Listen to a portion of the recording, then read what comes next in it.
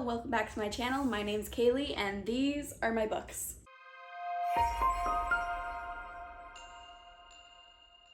So today's video is my August wrap-up. As always, this wrap-up is only for the last 2 weeks of August because I do a mid-month wrap-up and an end-of-the-month wrap-up, so that mid-month wrap-up will be linked down below. I do have 14 books to talk about today, ranging from 1 star all the way up to 5 stars, so let's just jump right into it. I'm starting with the 1 star and working my way up to the 5 stars, so you'll have to wait until the end of the video to find out what my 5-star books were.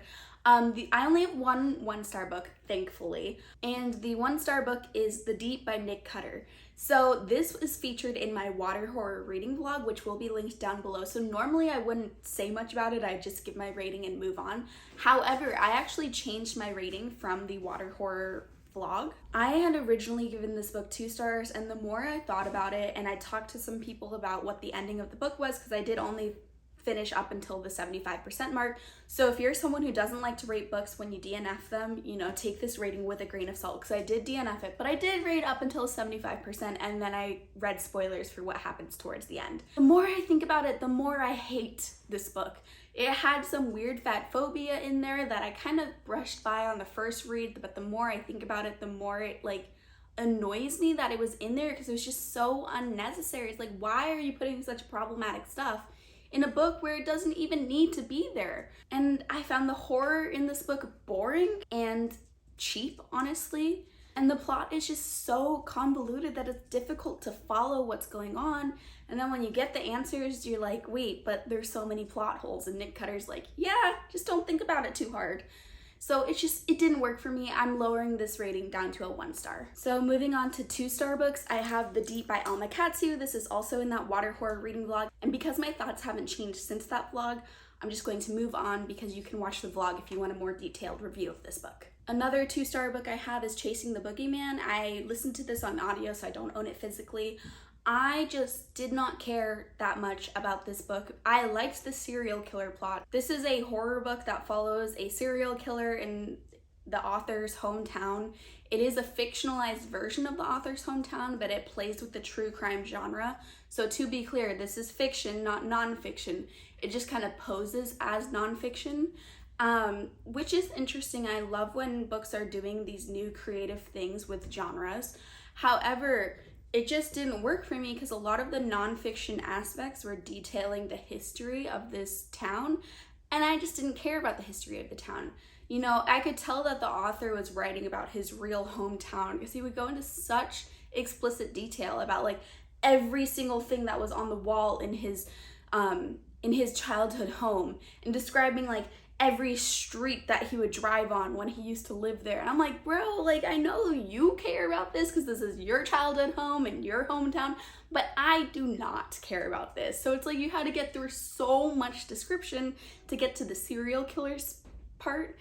And so I gave this book 2 stars because I did enjoy the serial killer part. Basically, it's a fictionalized version of the author trying to track down a serial killer that's running a rampage through his hometown. Great concept.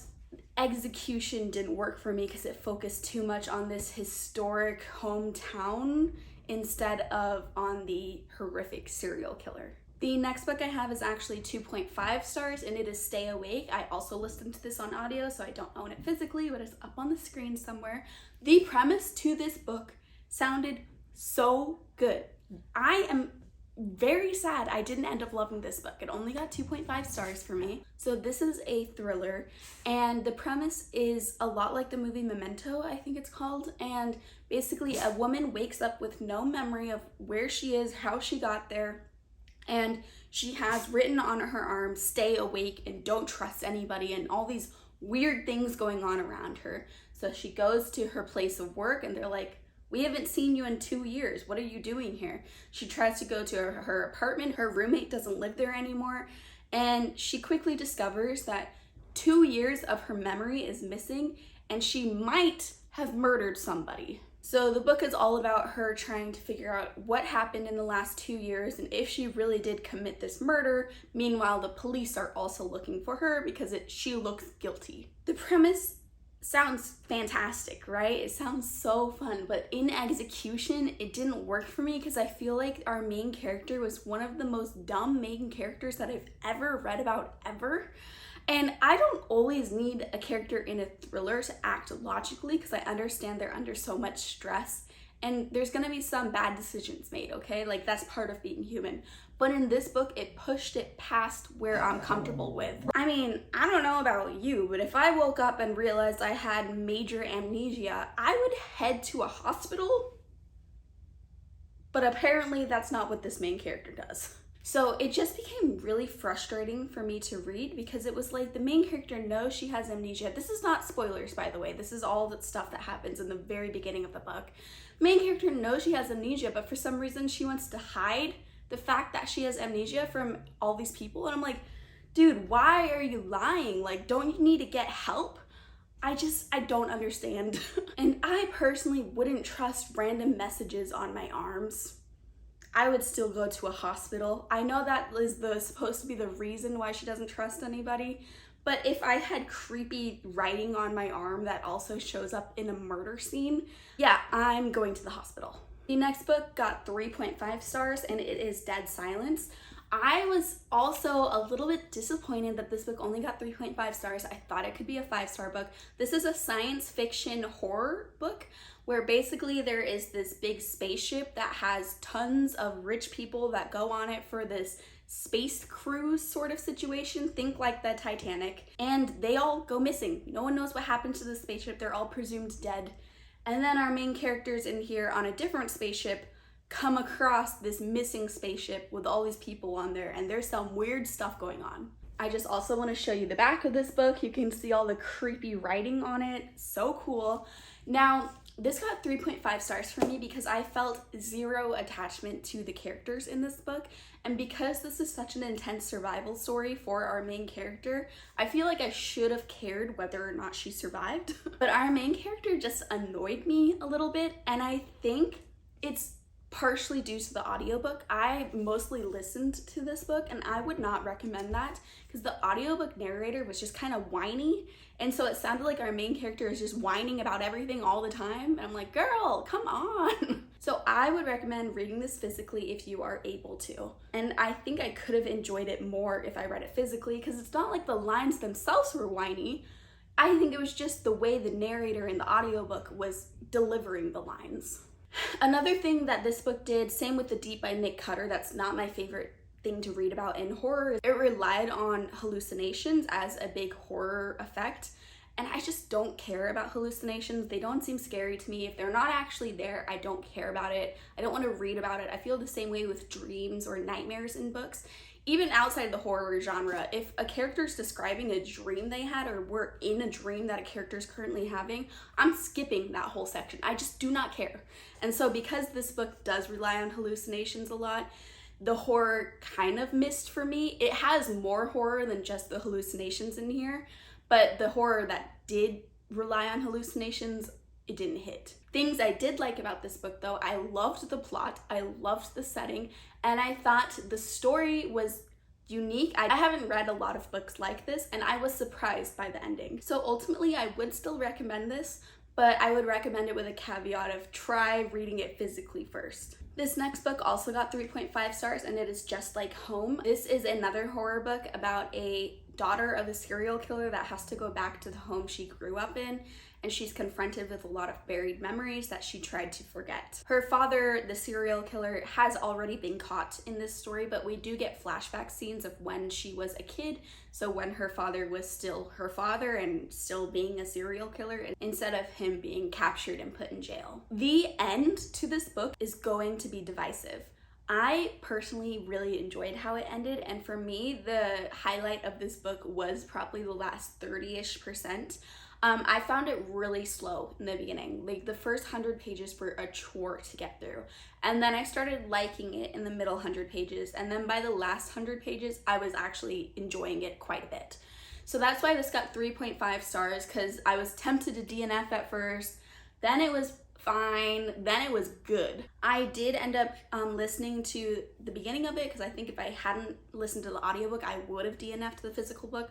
So I would recommend maybe having the audiobook to help you out with the physical book if you decide to pick this up. The focus is not on the serial killer. I just want to make that very clear. The serial killer father is very much in the background on this story. The focus is on the daughter and the trauma that she experienced growing up in this household because her mother is also abusive. There are horror aspects in here though, but I hesitate to say that this is fully a horror book.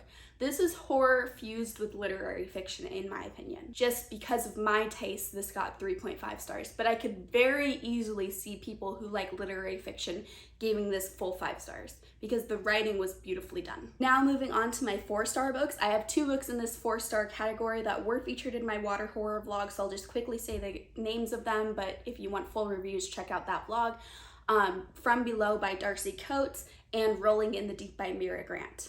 The other 2 4-star books I read this month are My Killer Vacation being the first one. I had so much fun with this book. I was laughing so much when I was reading this. I was actually reading this on sprints, so I had my camera on, and I was just cracking up in the camera while I was reading this. I thought the main character's antics were so much fun.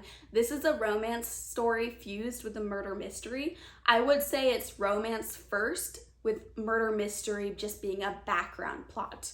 If it had more of a focus on the murder mystery and if I cared more about the characters, it could have gotten 5 stars, but that's what held it back from 5 stars for me because the characters, I wasn't like emotionally attached to them. In romances, I tear up really easily at cute moments in romance books, and this one I was nowhere close to tearing up throughout it. It was just purely fun and funny, but I didn't emotionally connect with this book. And then I think I would have liked it more without that emotional connection if there was more of the murder mystery for me to grip hold of. But the murder mystery really is just a factor in the beginning and the end of the book, with the whole middle being main characters' banter. And their banter is so fun, and the smut in this book is so good. There's one scene that I'm going to be thinking about for a long time. So I would ultimately recommend this book, but just know going in, this is a fun book and not a deep book. The last 4-star book I have is The Gilded Cage. This is book 2 in the Prison Healers series, and this book is super pretty. I need to show you the front cover too because the foiling on it, and you can see that there's art on the hardcover. One of the prettiest books I own, and I'm happy to report I gave this book 4 stars. I did give Prison Healer 5 stars, but I'm just saying I'm happy about the 4 stars because at first I was a little nervous. The first 100 pages I was incredibly bored, but then it gripped me after the first 100 pages. So the Prison Healer series is a YA fantasy series, and the problem with this book is what made me love the Prison Healer so much, book 1 in the series, was the prison setting. And this book does not have that. And in book 1, there are these magical trials, and this book does not have that. So the setting and the plot premise of book 1, which made me love book 1, are completely absent in book 2. But there's a lot of other fun stuff going in book 2, and our characters still feel like their authentic selves. I find that it's almost like an epidemic in a lot of the YA fantasy series that I love, like Serpent and Dove, Children of Blood and Bone. Book 1, the characters will seem one way, and then in book 2, when you pick it up, it's like the character development just completely changes, which could work for some people, and I'm not saying that's objectively wrong, but I don't like it when that happens. So I'm happy to report that in this book, book 2, the characters still feel like themselves. So I ultimately enjoyed this book, and I'm excited to pick up the last book in the trilogy because this is a trilogy and the last book is out, so I need to get on that. But I somehow missed ordering this fancy special edition of book 3, so I'm sad that I have those fancy ones of book 1 and 2. I'm gonna have the boring one of book 3. Now moving on to my 5-star books. I have 4 5-star books for these last 2 weeks of August, although 2 of them were rereads. So my 2 rereads were Project Hail Mary and The Assassin's Blade. I've been wanting to reread Throne of Glass series because it's been a couple of years since I've picked it up, and so I've figured I can just start slowly reading it, maybe pick up 1 book a month in it. and I enjoyed this reread just as much as I did the first time. Full 5 stars, so much fun. Assassin's Blade always makes me so sad at the end. If you know, you know. And I was just as devastated rereading this for I think like the 3rd time. And then Project Hail Mary, I actually just read this for the first time in January, and I already did a reread for it this month because I was involved in Lexi from Books with Lexi. She had this as a little read along on her channel, and she invited me to be on the live show, which was so much fun. I will link that live show down in the description, but I wanted to reread it for the live show. And I read it physically the first time, but I've heard that the audiobook was so good, so I actually listened to it the second time. And it was so much fun. I mean, reading it physically is always going to have my heart because that's how I experienced it the first time. But listening to the audiobook just felt like a new experience. Like it was a reread, but I still was experiencing it in a brand new way. So I highly recommend, if you've read this physically, reread it sooner than you think you might want to because the audiobook feels like a completely new experience. The next 5 star I have is Brutal Prince by Sophie Lark. I had so much fun with this book. So this is a great example of a 5-star book that is a lot of fun, not too deep, but gets 5 stars because I was emotionally connected with the characters.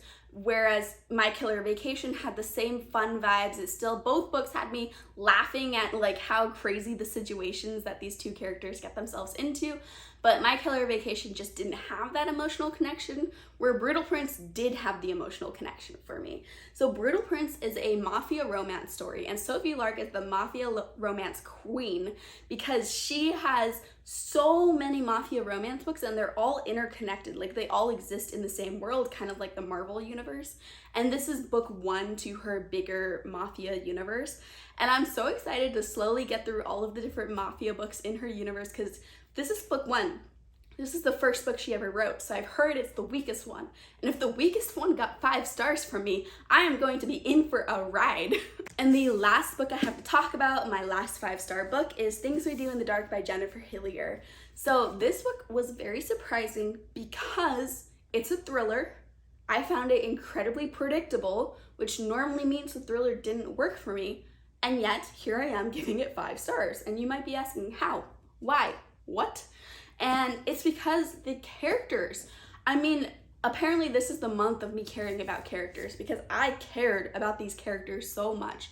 And I just felt so emotionally attached to these characters. I was crying during this book. This book made me cry. It's a thriller book and it made me cry. And so while I could see where the story was going to, the journey of how we got there was still really, really enjoyable for me to read.